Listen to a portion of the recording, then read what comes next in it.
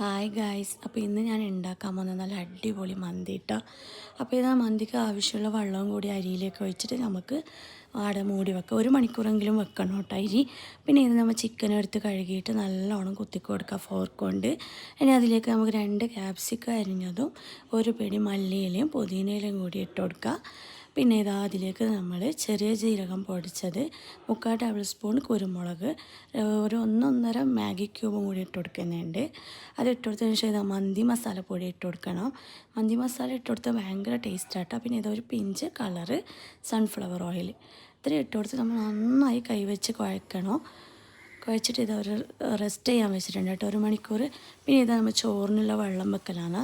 അപ്പോൾ ഇതാ വെള്ളത്തിലേക്ക് ഏലക്ക, പട്ട, ഗ്രാമ്പു, പിന്നെ ഉണക്ക നാരങ്ങ എല്ലാം ഇട്ടിട്ട് ഇതാ വെള്ളം തിളപ്പിക്കാൻ വേണ്ടി വെച്ചിട്ടുണ്ട്. നല്ലോണം ഉപ്പും കൂടി ഇട്ട് കൊടുക്കുക. ഉപ്പ് കുറച്ച് കൂടുതൽ ഇട്ട് കൊടുക്കണം കേട്ടോ. നമ്മൾ അരി ഊറ്റിയെടുക്കുന്നത് കൊണ്ട് തന്നെ ഉപ്പ് കുറച്ച് കൂടുതൽ വേണം, ചോറിനും കൂടി പിടിക്കണം. കുറച്ച് സൺഫ്ലവർ ഓയിലും കൂടി ഒഴിച്ച് കൊടുത്തിട്ടുണ്ട്. അപ്പോൾ ഇതാ വെള്ളം തിളക്കാൻ വെച്ചിട്ടുണ്ട്. ഇതാ വെള്ളം തിളക്കാനായിട്ടുണ്ട് കേട്ടോ. അപ്പോൾ നമുക്ക് ഒരു പീസ് മാഗി ക്യൂബും കൂടി അതിലേക്ക് ഇട്ട് കൊടുക്കാം. ഇനി ഇതാ നമ്മൾ ചിക്കന് ഒക്കെ ഒരു വലിയ പാത്രത്തിൽ വെച്ചിട്ട് അതിലേക്ക് മസാലയും അതിൻ്റെ എല്ലാം കൂടി ഒന്നിച്ചിട്ട് കൊടുക്കുക. നല്ല ഹൈ ഫ്ലെയിമിൽ വെച്ച് 1 മിനിറ്റ് നേരം നമ്മളിത് വേവിച്ചെടുക്കണം കേട്ടോ. പിന്നീട് തീ കുറച്ച് വെച്ച് മൂടി വെക്കുക. അപ്പോൾ ഇതാ വെള്ളം നല്ലോണം തിളച്ചിട്ടുണ്ട്. നമ്മൾ വെള്ളത്തിലേക്ക് അരി ഇട്ട് കൊടുക്കുക. ഇതാ അപ്പോഴേക്കും നമ്മൾ ചിക്കനും കൂടി ഒന്നും കൂടി മറിച്ചും തിരിച്ചൊക്കെ ഇട്ട് കൊടുക്കുക കേട്ടോ.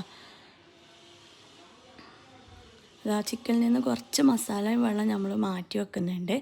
പിന്നെ ഇതാ ചോറ് നല്ലോണം വെന്തപ്പോൾ നമ്മൾ ചോറ് ഊറ്റിയെടുക്കാൻ വെക്കുക. പിന്നെ ഇതാ ചാർക്കോൾ കത്തിക്കാൻ വെക്കുക. എന്നിട്ട് ഇതാ ചോറ് വായിട്ടാകുമ്പോൾ നമ്മൾ ചിക്കനിലേക്ക് ഇട്ട് കൊടുത്തിട്ട് അതിൻ്റെ മസാല നടുവിൽ ഒഴിച്ചെടുത്ത് വീണ്ടും ചോറ് ഇട്ട് കൊടുക്കുക. പിന്നെ ഇതാ 5 or 6 ഒരു പച്ചമുളക് കുത്തി വെച്ച് കൊടുക്കുന്നുണ്ട്. പിന്നെ ഇതാ ചാർക്കോൾ കത്തിച്ചതും കൂടി ഇട്ട് കൊടുത്ത് നല്ല അടപ്പോട് മൂടി വെക്കുക. ഇതാ നല്ല അടിപൊളി മന്തി റെഡി ആയിട്ടുണ്ട് കേട്ടോ. ഇനി ഇതാ നമ്മൾ ചിക്കനൊക്കെ കോരിയെടുത്തിട്ട് അതിൻ്റെ ചോറ് ഫുള്ളായിട്ട് മിക്സ് ചെയ്യുക. നല്ലോണം മസാല എല്ലായിടത്തും എത്തുമ്പോൾ ഇത് മെല്ലെ മെല്ലെ ആയിട്ട് മിക്സ് ചെയ്ത് കൊടുക്കുക. ഒരു മുകളിൽ ചിക്കനും കൂടി വെച്ച് കൊടുത്താൽ നമ്മുടെ അടിപൊളി മന്തി റെഡിയായി. അപ്പോൾ എല്ലാവർക്കും ഇഷ്ടപ്പെട്ട ട്രൈ ചെയ്ത് നോക്കുക. നല്ല അടിപൊളി ടേസ്റ്റാണ് കേട്ടോ. Okay, bye.